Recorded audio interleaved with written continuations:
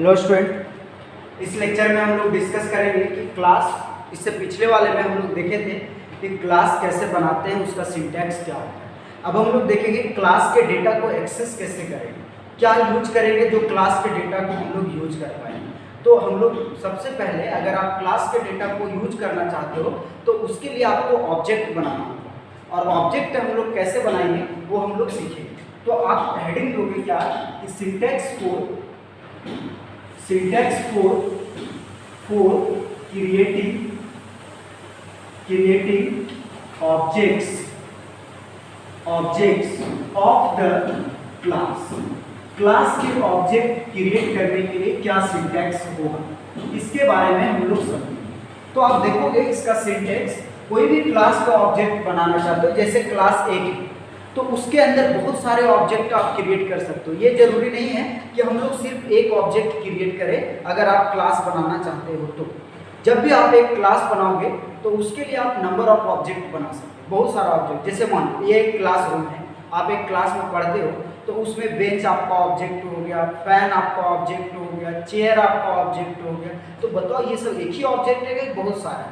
तो बहुत सारा है। तो इसी तरह से हम लोग क्लास का ऑब्जेक्ट बहुत सारा बना सकते हैं। ये जरूरी नहीं कि एक ही ऑब्जेक्ट बनाए।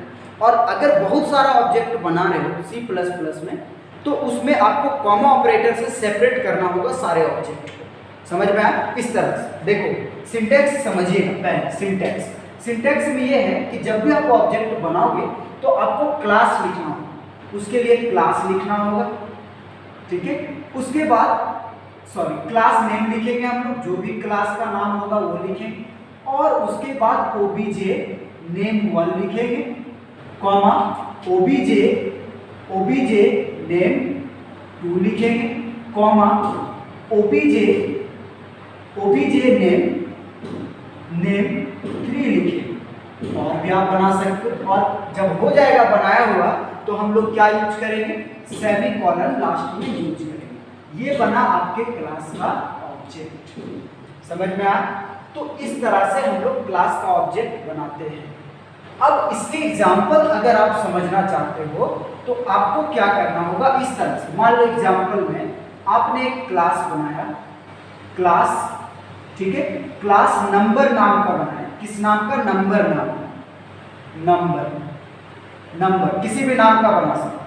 और कर्ली ब्रेसेस ऑन, इसमें लिखे प्राइवेट कॉलन इंट ए और इंट बी। तो बी तो लिखना होगा, सिर्फ सेपरेट कर दिया इसको, इंट ए कॉमा बी, ये हम लोगों ने लिखा। ये डेटा मेंबर है, होता है ना क्लास के वेरिएबल को क्या बोलते हैं, डेटा मेंबर। अब आपने लिखा पब्लिक वॉइड इनपुट, क्या लिखा, वॉइड इनपुट फंक्शन, ठीक है। और आप एक ने लिखा void display function, curly braces, ये सेमीकोलन, ये सेमीकोलन, और इसको क्लोज कर, ये बना क्लास। अब आप चाहते हो कि इस क्लास का ऑब्जेक्ट बनाए, एग्जांपल समझिए। तो ऑब्जेक्ट बनाने का सिंटैक्स आपको क्या बताए, ऑब्जेक्ट बनाने का क्लास नेम क्या है, नंबर। तो पहले नंबर लिख लीजिए, नंबर। समझ में आया? नंबर लिखने के बाद आप एक क्लास का, नंबर नाम के क्लास के बहुत सारे ऑब्जेक्ट हम लोग क्रिएट कर सकते हैं।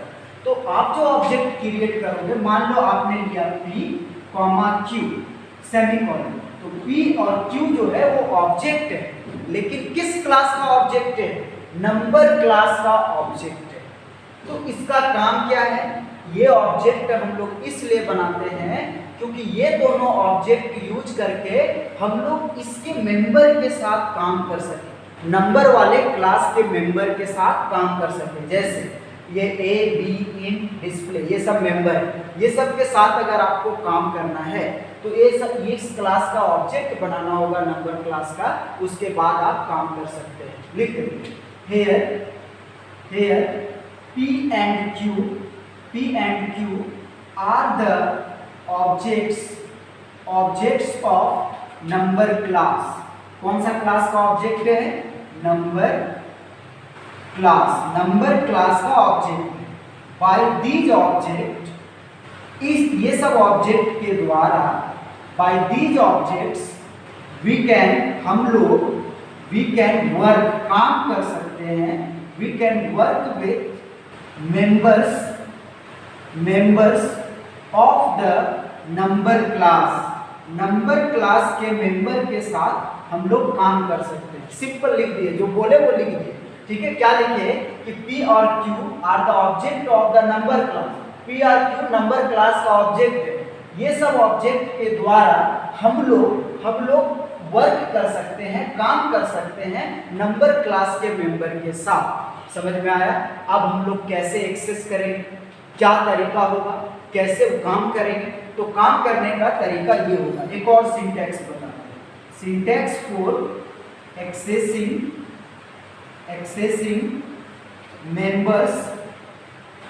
Members of the class, class के मेंबर को हम लोग किस तरह से एक्सेस करेंगे? तो देखो इसका भी सिंटैक्स है। सिंटैक्स क्या है कि ओबीजे डॉट यूज करना होगा। ओबीजे नेम, जो भी ऑब्जेक्ट का नाम होगा वो लिखना होगा, और आपको डॉट ऑपरेटर का यूज करना होगा, और आपको मेंबर का नाम लिखना होगा जो मेंबर को आप एक्सेस करना चाहते हैं, मेंबर का नाम लिखना होगा। ये इसका मेन सिंटैक्स है, ये इसका मेन सिंटैक्स है, ये मेन तरीका है। तो आप देखो ये क्लास में एक ए भी मेंबर है, इनपुट और डिस्प्ले ये भी मेंबर है। अब इसको क्लास के बाहर लाना चाहते हैं तो ये दोनों को आप नहीं ला सकते। क्यों? क्योंकि ये प्राइवेट एरिया में है, प्राइवेट एरिया के डेटा क्लास के बाहर जाता नहीं। सिर्फ हम लोग किसको एक्सेस कर सकते हैं? इनपुट फंक्शन को, डिस्प्ले फंक्शन को। क्यों?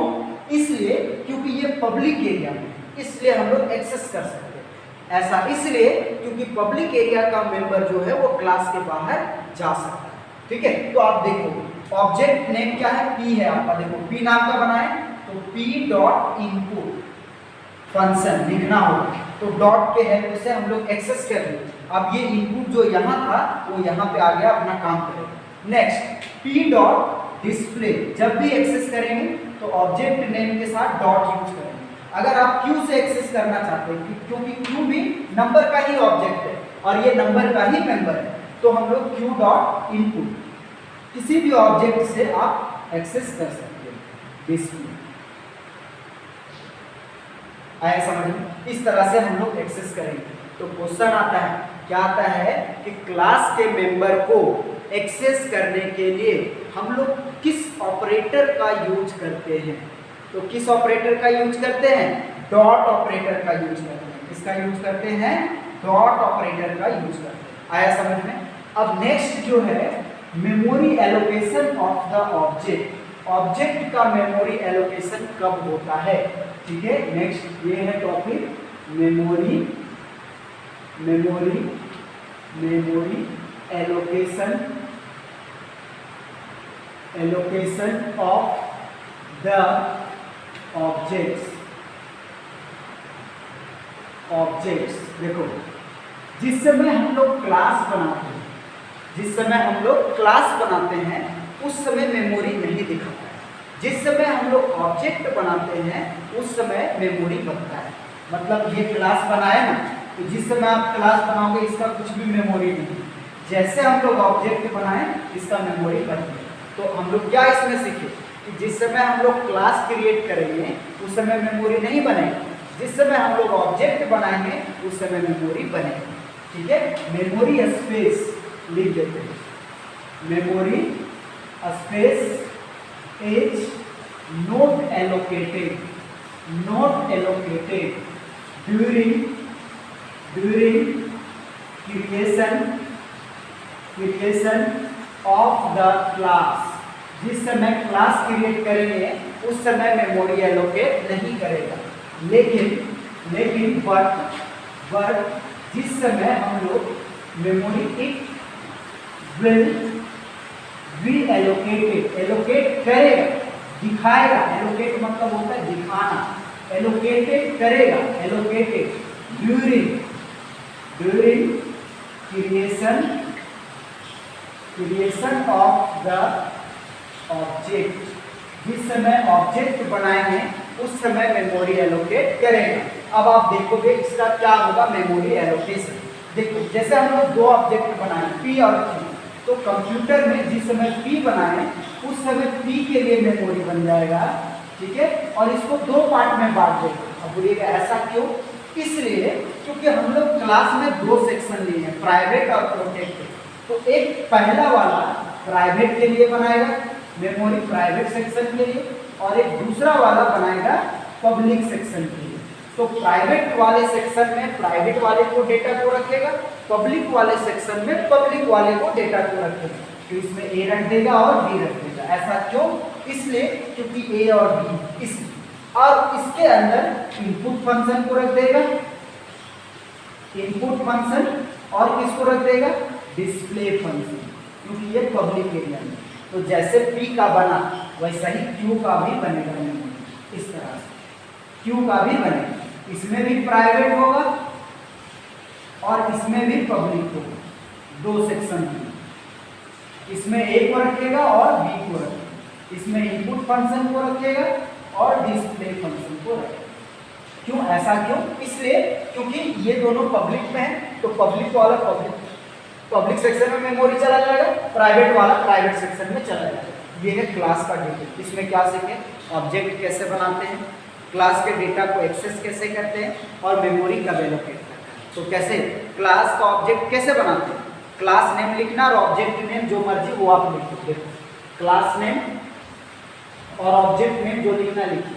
उसके बाद क्लास के मेंबर को कैसे एक्सेस करते हैं? डॉट ऑपरेटर से। देखो ये डॉट ऑपरेटर से एक्सेस करते हैं। मेमोरी कब एलोकेट करता है? जिस समय हम लोग ऑब्जेक्ट बनाते हैं। ये ऑब्जेक्ट है, P भी ऑब्जेक्ट है और Q भी आपका ऑब्जेक्ट है। आया समझ में? ठीक है, थैंक यू स्टूडेंट। और हम लोग नेक्स्ट लेक्चर में देखेंगे कि क्या है। ठीक है।